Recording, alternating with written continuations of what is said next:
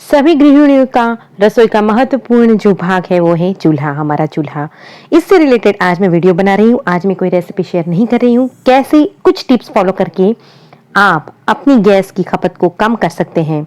तो चलिए जल्दी से वीडियो को लाइक कर दीजिए अगर आपको मेरा कॉन्सेप्ट पसंद आया है, और चैनल को अगर अब तक आपने सब्सक्राइब नहीं किया है तो प्लीज सब्सक्राइब करके बेल आइकन को दबा दीजिए ताकि इससे मेरे वीडियोस की नोटिफिकेशन मिलती रहे। तो चलिए वीडियो शुरू करते हैं।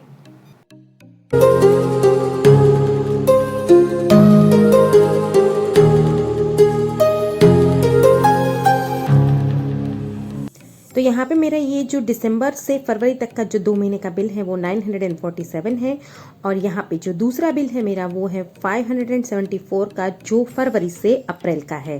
तो आप फर्क देख सकते हैं। तो आप लोगों ने देखा कि मेरी जो गैस का बिल है वो पहले जो आता था उससे काफी कम आया है।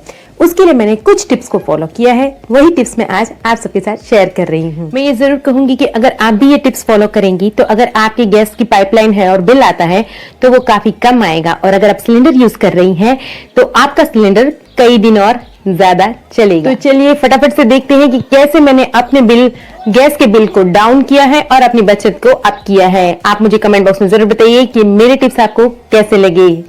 भाई जब हम दिन में पहले सबसे सुबह में उठते हैं तो सबको चाहिए चाय, कॉफी, दूध, बच्चों का बॉर्नविटा होता है, हॉर्लिक्स जो भी आप देते हैं बच्चों को, लेकिन दूध सबसे महत्वपूर्ण अंग होता है सुबह का। तो मैं क्या करती हूँ कि मुझे जितने चाय या दूध, कॉफी के या बॉर्नविटा जो कुछ भी बनाना है वो मैं निकाल देती हूँ दूध सबसे पहले बाहर सुबह में। यहाँ पे मैंने ऐसे एग्जाम्पल पे तौर पे ही दिया है, लेकिन 2 कप मैंने निकाल लिया है दूध, और इस दूध को मैं रख देती हूँ सुबह में जब मैं उठती हूँ सबसे पहले, तो निकाल के उसको अलग रख देती हूँ।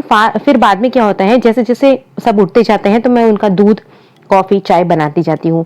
ये सभी के उठने के टाइम अलग अलग होते हैं, इसलिए अलग अलग बनाना पड़ता है। तो दूध को बाहर रखने से क्या होता है, वो नॉर्मल टेम्परेचर पे आ जाता है तो जल्दी से गर्म होता है, तो गैस की खपत कम होती है।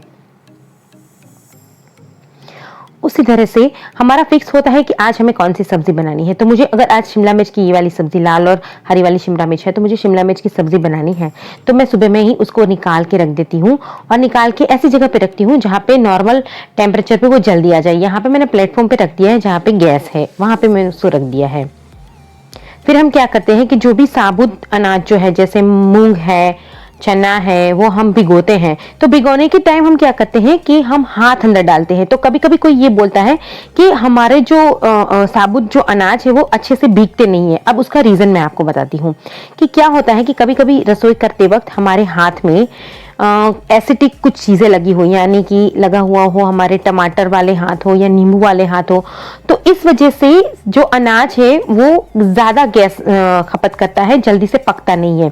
तो आप जब भी कोई भी साबुत अनाज को भिगोए रात में, तो उसको उसके पहले आप अच्छे से हाथ धो के फिर आप उसके अंदर हाथ डालें, ताकि आपके हाथ क्लीन होने की वजह से वो जल्दी से 3 या 4 कुकर में हम सीटी लगाएंगे तो आराम से वो पक जाएगा, और रात भर भिगोने की वजह से वो जल्दी से पक जाएगा और गैस की खपत हमारी कम होगी। तो यहाँ पे अनाज को हमें रात ही भिगो देना है। फिर देखिए ये रात का पूरा मैंने भिगोया हुआ अनाज, मतलब मैंने यहाँ पे ये जो मूंग है वो रात को भिगो दिए थे।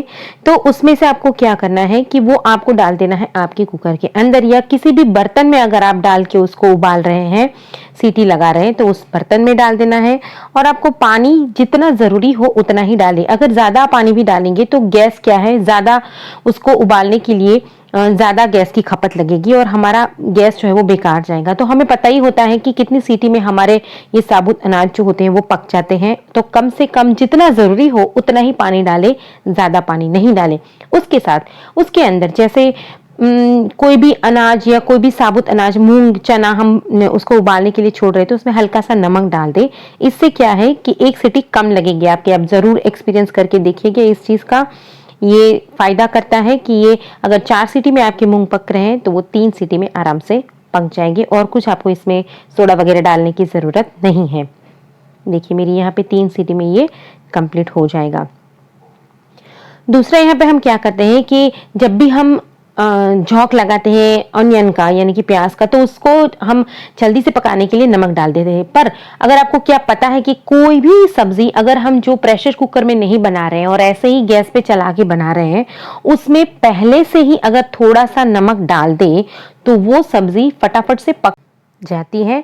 और ये देखिए यहाँ पे मैंने गोभी आलू की सब्ज़ी बनाई है जिसमें मैंने पहले से थोड़ा सा नमक डाल दिया है, तो ये जो है वो फटाफट से तैयार हो जाएगी। आपको यकीन नहीं होगा कि सिर्फ गैस पे इसको मैं चला रही हूँ, इससे 10 से 15 मिनट में ये वाली सब्ज़ी जो है वो आलू और जो बंद गोभी होता है उसकी सब्ज़ी आराम से मेरे पक जाती है। इसका टाइम भी इतना नहीं लगता है और स्वादिष्ट भी बनती है। पहले से नमक डालने से इसके टेस्ट में भी थोड़ा चेंज आता है और बहुत ही आसानी से आप बना भी सकते हैं फटाफट से। फिर यहाँ पे मैंने किया है कि पहले मैं कुकर यूज़ करती थी, थोड़ा बड़ा वाला था जो 5 लीटर का था। अब मैंने 3 लीटर का स्टील का कुकर लिया है। जैसे हमें घर पे दाल और चावल बनाने हैं तो 2-3 लोग के लिए बड़ा कुकर की ज़रूरत नहीं है, उससे गैस की खपत ज़्यादा होती है। तो छोटे कुकर में आराम से आपकी जो कोई भी चीज़ है वो बन जाती है। यहाँ पे देखिए, ये देखिए हमारा जो बर्तन है उससे बाहर फ्लेम जा रही है। कई बार हमारे ऐसा ख्याल नहीं रहता है या आपके जो किचन में है पंखा चल रहा है उस वजह से जो फ्लेम है वो बाहर जाती है, वो वेस्ट हो जाती है। तो आपको क्या करना है कि इसकी जगह पे हमेशा बने, अगर हो सके उतना आपको बन पड़े उतना स्लो फ्लेम के आपको सब्ज़ी बनाना है और हो सके उतना ढक के बनाना है ताकि जो सब्ज़ी है वो फटाफट से पक जाए और स्लो फ्लेम पे इसका टेस्ट भी बहुत अच्छा आता है। फिर यहाँ पे मैं क्या कर रही हूँ कि दाल को मैंने जैसे झोंक लगा दिया है, फिर दाल को हम उबालते हैं, कई मिनटों तक उबालते हैं, फिर उसको रख देते हैं, फिर जब हम खाने बैठते हैं फिर से उबालते हैं। तो मैं क्या करती हूँ कि झोंक लगाने के बाद देखिए एक उबाल आने तक मैं इसको गैस चालू रखती हूँ और एक उबाल आने के बाद मैं यहाँ पे अपना गैस कर देती हूँ बंद और गैस बंद करने के बाद इसको ढक के मैं रख देती हूँ। और जब ज़रूरत हो यानी कि जब सब खाने बैठते हैं खाना खाने के लिए तब दाल को उबाल लेती हूँ 5 या 7 मिनट तक।